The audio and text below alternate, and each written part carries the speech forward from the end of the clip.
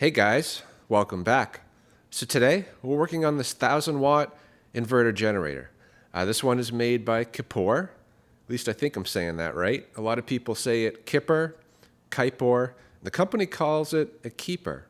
So I'm hoping this one is a keeper. This one was sent to me from a subscriber in Canada. He's owned it for about 10 years, ran great for the first 3, and then it started to stall out after starting it up. So there's a bunch of things that could cause that. Some are easy fixes and others not so easy. Anyway, the story I'm told is that when this started acting up, it was still under warranty. So, he reached out to the company.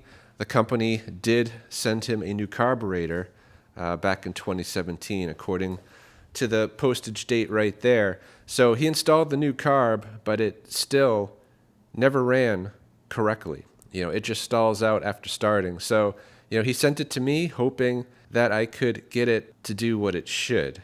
Now, for shipping, it was drained of oil, but I can see, a little bit did leak out, some residual, and it was also drained of fuel. So I'm thinking let's add some oil. We'll add some fuel. We'll try to start it and go from there. I've never worked on one of these before. But from the outside, it looks a lot like a Honda EU 1000, which Honda only made for a few years. And yeah, looking at the innards, I'd have to agree. This looks like a Honda carburetor and a Honda airbox. So that's actually a good thing, because if we need parts and we can't find them for this brand, potentially Honda parts could work.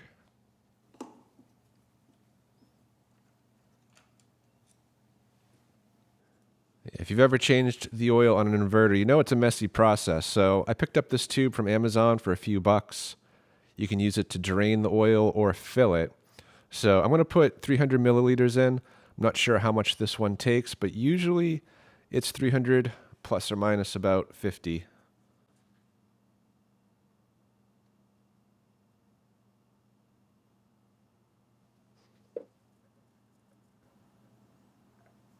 Yeah, we're actually overfilled at 300, so I'm going to suck a little bit out.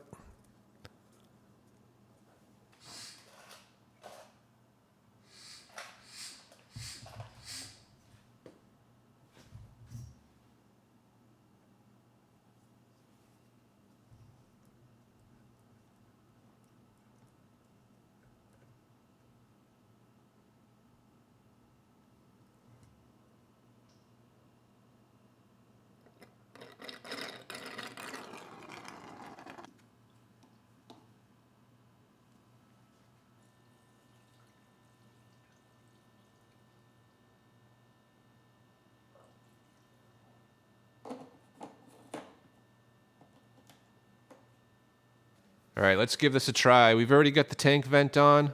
We'll turn the fuel valve and the ignition on. And the choke, I'm actually not sure which way is on. There is no labeling either on the machine or on the cover. So I'm just going to give it maybe 2 or 3 pulls and just switch between the 2 or 3 pulls until we get some signs of life.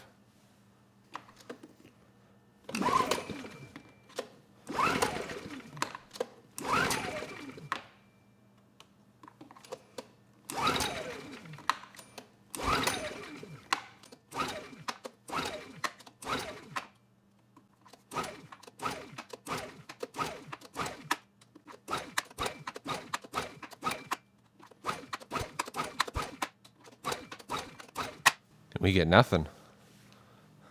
We've got no signs of life, so I'm going to pull the cover off the airbox, just make sure that's not clogged up, and then give it a little bit of starting fluid.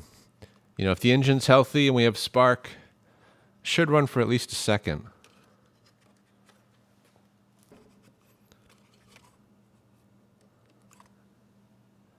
Actually, this isn't going to work. The airbox, it's kind of an odd configuration because it goes in, makes a 90, makes a 90, makes a 90, and then finally another 90 before it hits the carb. So I'm thinking instead, let's just pull these 2 nuts. We'll get this piece off, and then we'll have direct access to add a bit of fuel.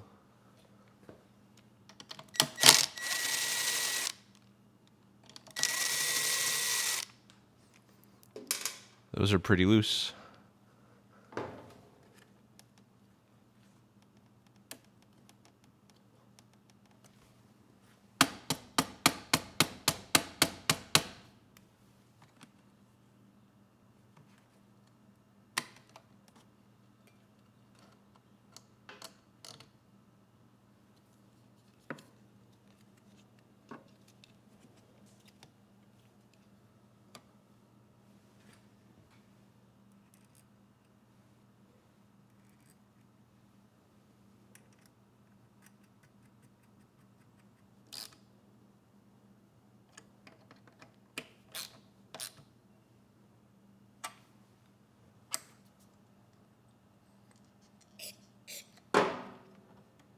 All right, let's try that.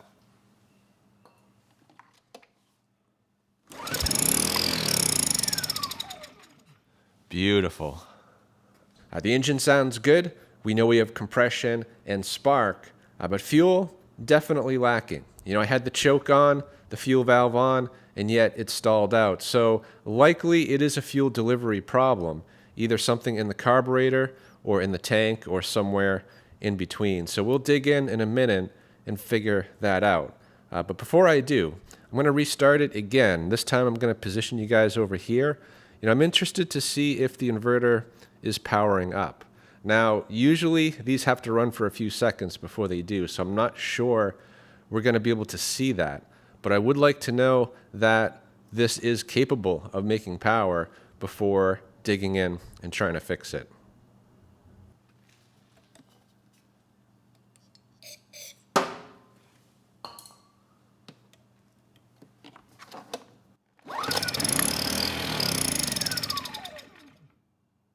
I'm not sure what to think of that one. We did get the green light, but the drop light didn't actually turn on. So let's try it again.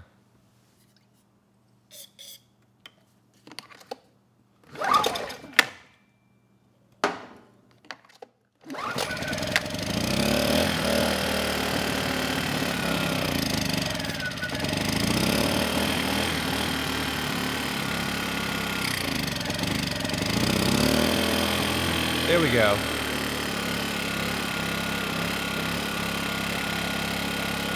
Hey, it's still running.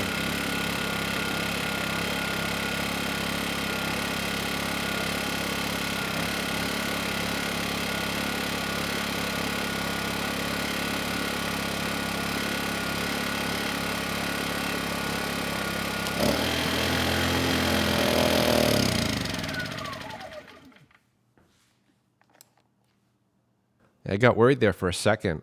It took a while for that light to come on, but it did come on. And surprisingly, the engine kept running without adding any more starting fluid. I mean, the engine was a bit unsteady, but it seemed like it was going to keep going, at least until I turned the eco throttle off. It tried to rev up, it stalled abruptly, so definitely could be a carb issue. It could also be a fuel delivery issue from the tank. So as soon as it stalled, I shut the fuel valve off.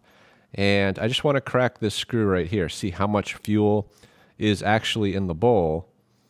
The problem is this line is petrified. It doesn't bend anymore, so I can't get it out. So I'm thinking we just pull it off the carb and reattach it like that.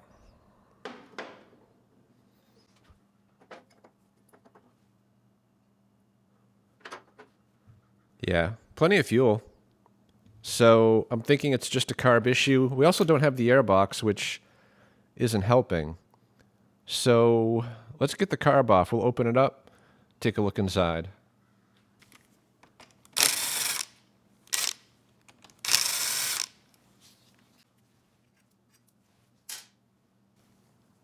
So to free this carburetor, we do need to unplug the servo wires. On Hondas, they do have a quick disconnect under this cover. We also need to remove that fuel line. So we'll start there.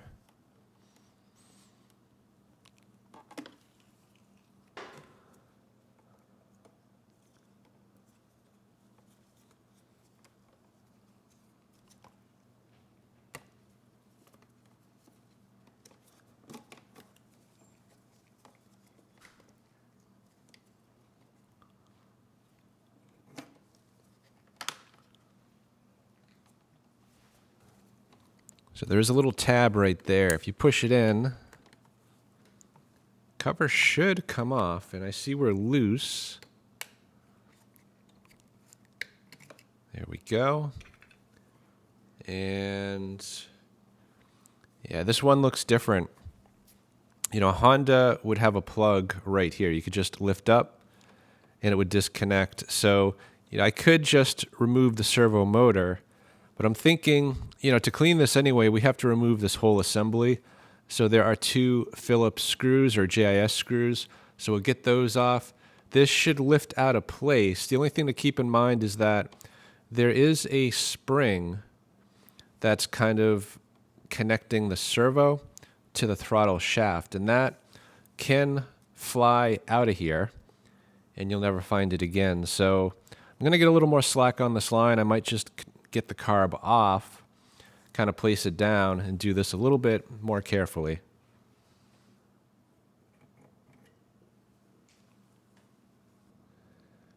And that's the spring right there I'm talking about. So that is on the servo shaft, and it can't fall off because it's sandwiched, you know, between the servo and the carb body. So once I remove those screws, this little plastic piece and that spring, they're free to just come off. And if you're not paying attention, that spring will be lost. So once I get these screws out, I'm just going to hold that in place and carefully lift the servo off.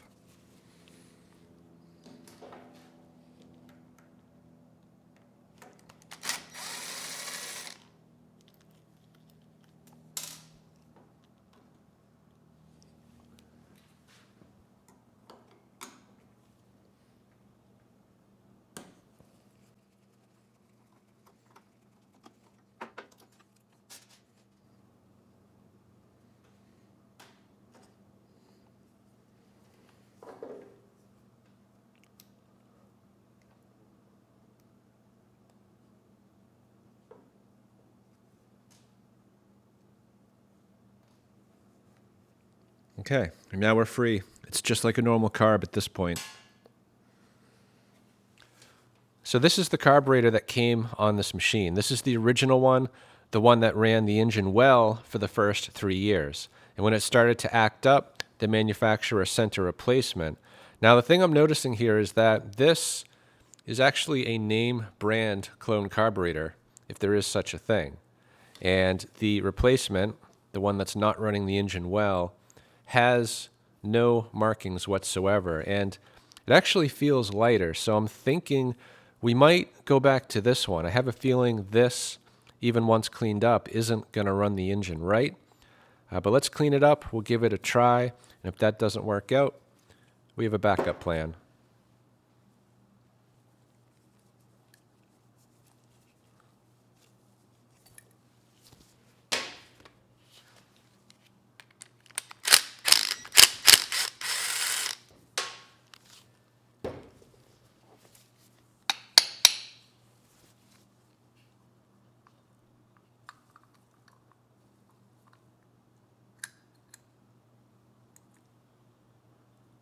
It's pretty clean. I see a little bit of debris, but nothing much.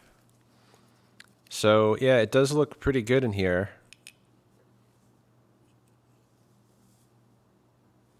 A little bit of varnish, but not much. So let's get this idle set screw out. It's only sticking through a couple threads, so we'll put it back the same way. And the pilot jet. And there is actually an adjustable needle right here. That's the pilot needle. So I'm going to see where it's set at right now. It's half 1, half 2, 2.5, 3. That's a lot. 3.5, 4. 4.5. Yeah, that was really far out. So that actually could create a vacuum leak and a lean condition. Let's check the carb that came on the machine, see if that has the same needle. And it does. Let's see where this one's set at. There's half. One turn out. Yeah, so that actually could be it. You know, I've noticed that a lot on clone carbs, is that the needle is usually just thrown in there. You know, just enough so that it doesn't fall out, but it's not actually set remotely where it needs to be. So, yeah, I'm tempted to throw this back in just with this needle maybe a turn or a turn and a half out instead of where it was. So I think that'll make a pretty big difference.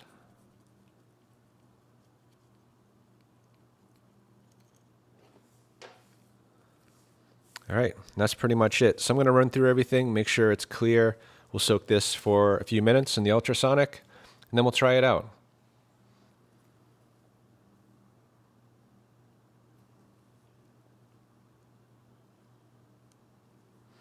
The pilot was definitely plugged. So although that needle was adjusted wrong, the pilot circuit wouldn't have been getting any fuel.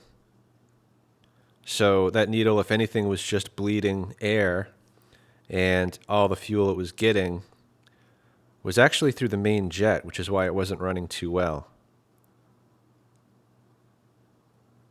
So that is now clear. Actually, I forgot to get the main jet out. So that's in the bottom, as well as the emulsion tube. So let's see if that will come out. Yep, that's coming out.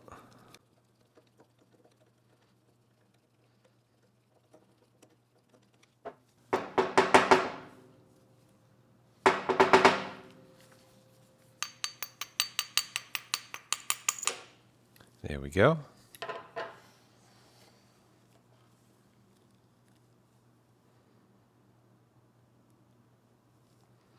Yep, main jet's clear,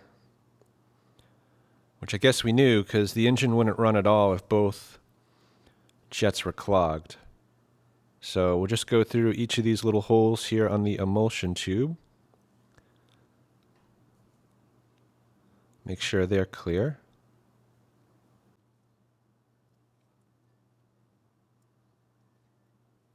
Yep, and they are clear. Just make sure the emulsion tube itself isn't clogged, which usually they're not, but sometimes you might get a mud dauber nest or something just on the tip. Yeah, we are good there. Make sure these are open. And they are. So I'm going to spray through here with a bit of carb cleaner just to make sure the passages are clear. I especially want to see that fuel is coming out of those holes right there. That is the pilot circuit, so those have to be clear. But I think this is going to run pretty well now that we've cleared the obstruction.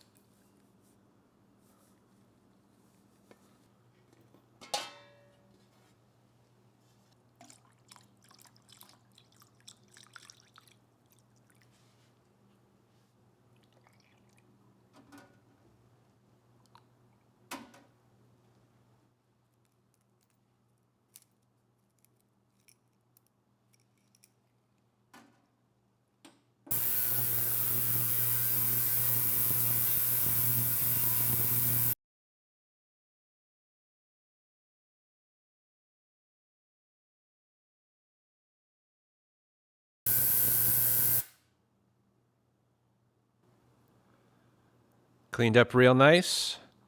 Not that it was that dirty to begin with, but now it has no excuse for not running. So we'll get the emulsion tube, the main jet back in, the needle and float. We'll close up the bowl. and finish it up with the pilot circuit.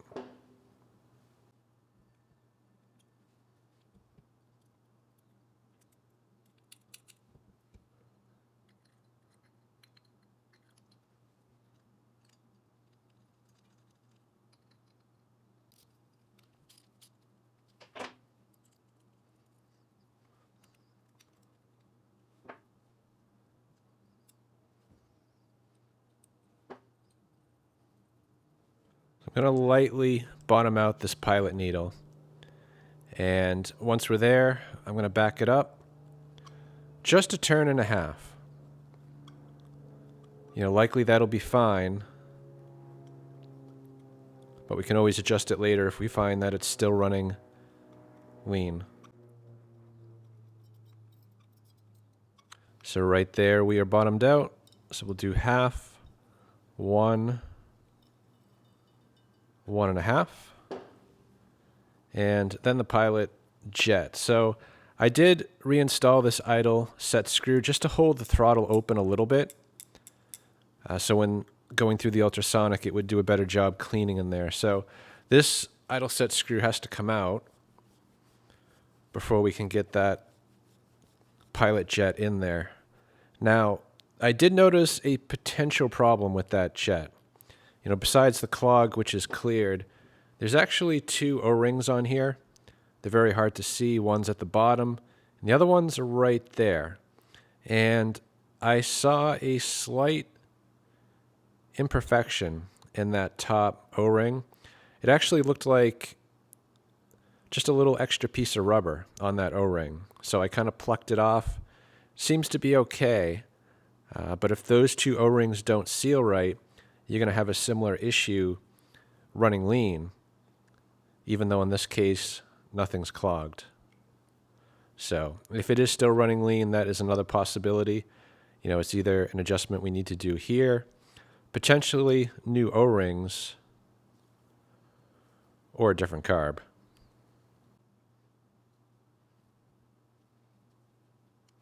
And that is not dropping in place. So I'm going to add just a little bit of oil, see if we can get that pilot jet to seat.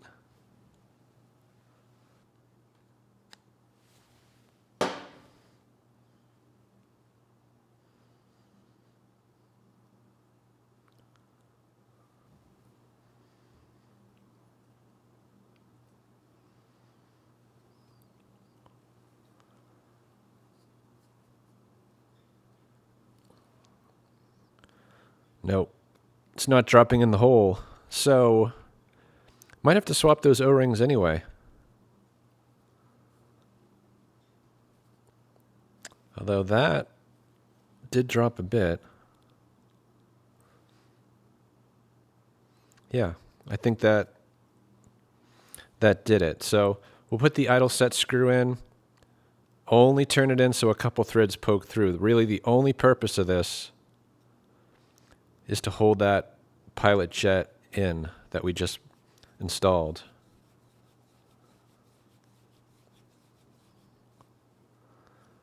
Just like that. So let's try it out.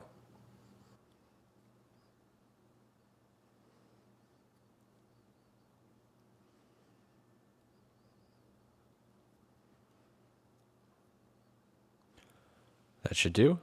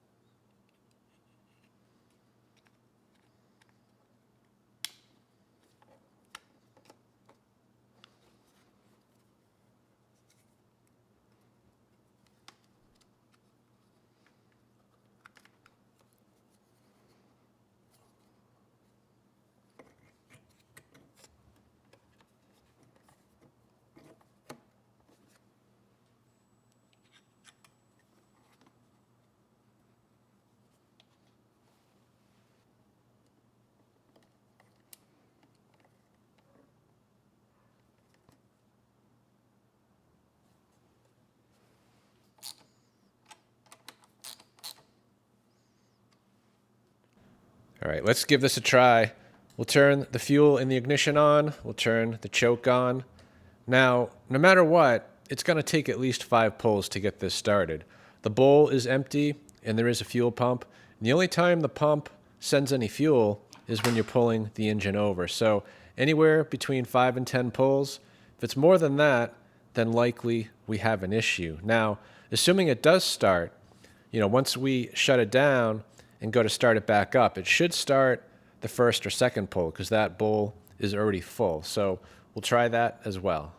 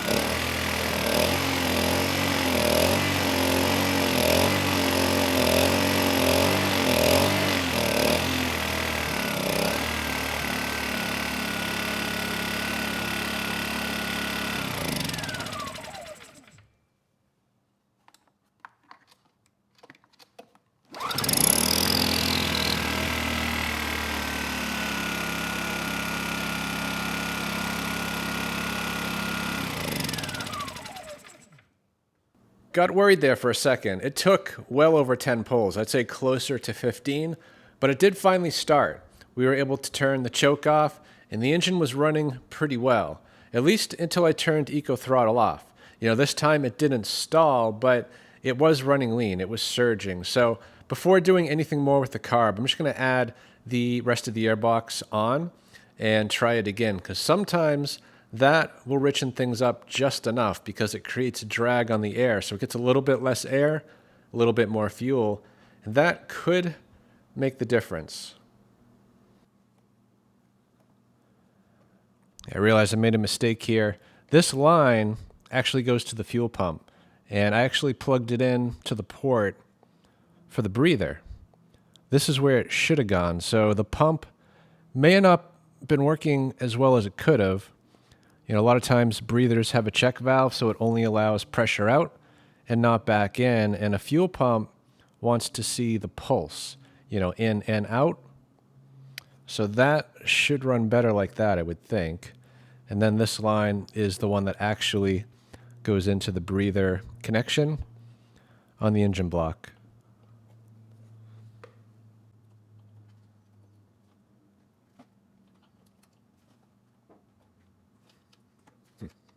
That is not actually connecting to the airbox. It's interesting.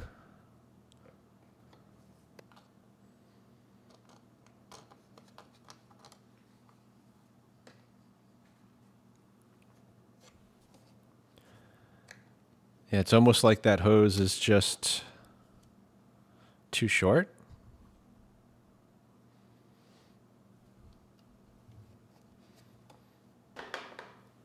Let's try to put this end on first.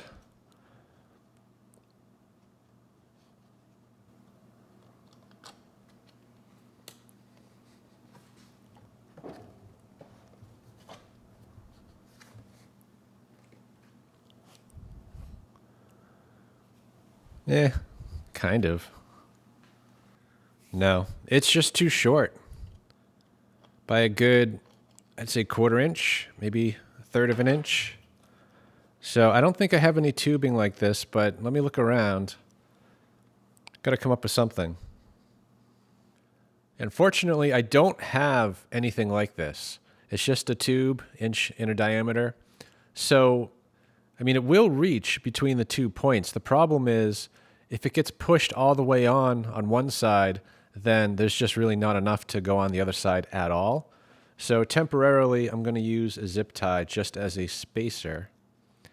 And the hope is by doing that, we can just push the tube on just enough so that it's actually on, but it won't go any further. And then that will leave enough tube, hopefully on the other end, so that we can get some engagement down there. And then we can circle back later. But for now, I just want to make sure, that the carb issue is squared away.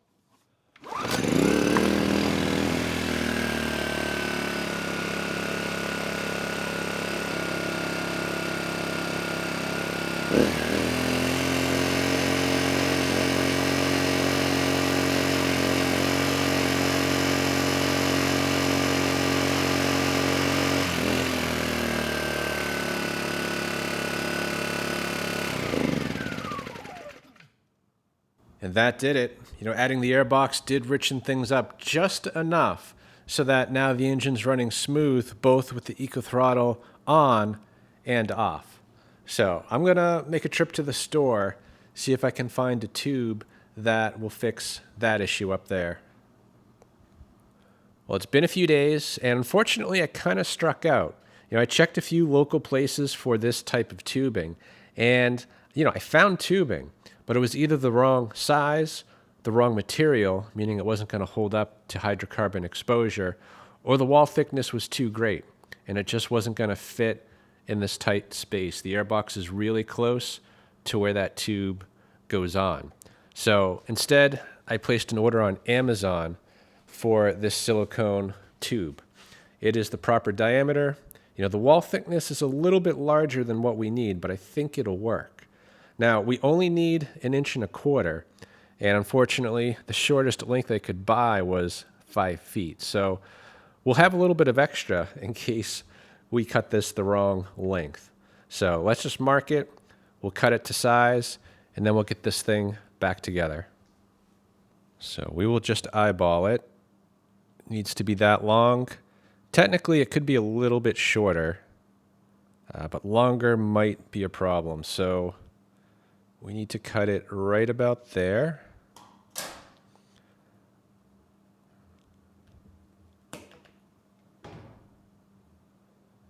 And that should do it.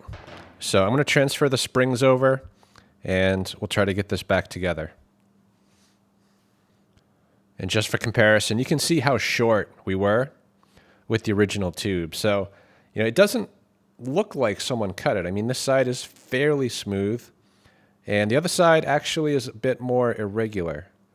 But when you take these springs off, it actually looks like there are channels in this tubing.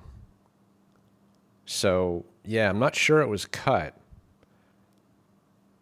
But I'm not really sure how else to explain why it's so short.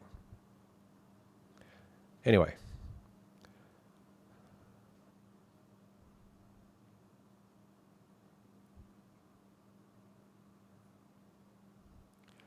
Yeah, I don't think the springs are really going to work since we don't have those channels. That said, though, I don't think it's going to be an issue. It's actually a nice snug fit. So there's really no danger of it leaking any air. And it's going to be sandwiched between this intake manifold and the airbox. So there's no risk either of it falling off. So I think we're going to emit the spring clamps.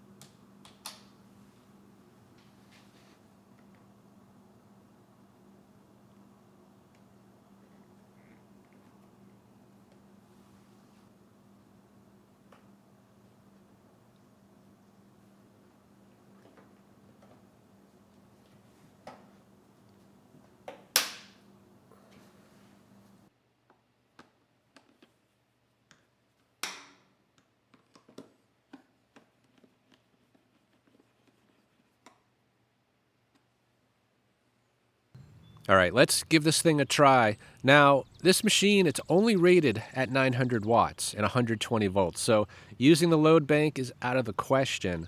Instead, I'm going to use this little space heater on the left. Turned on low, it only pulls 750 watts. That, combined with those two lights, should bring us close to the max of 900 watts. So I'm going to get the engine started, let it warm up a bit, we'll double check the outputs, and if things look good, we'll bring on the load and see how it does.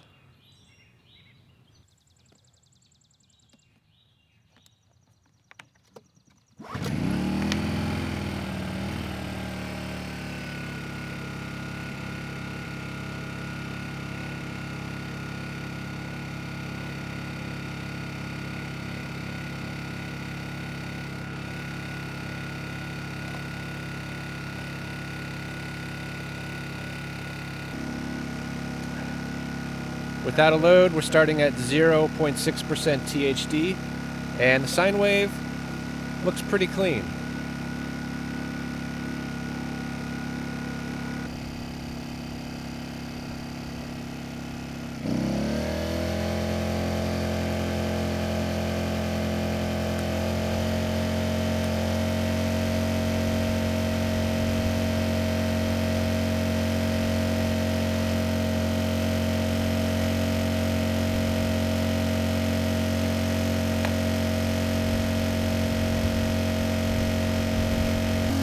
So we're pretty much at full load, and the THD came up a bit. We're at 2.3%, and the sine wave looks virtually unchanged.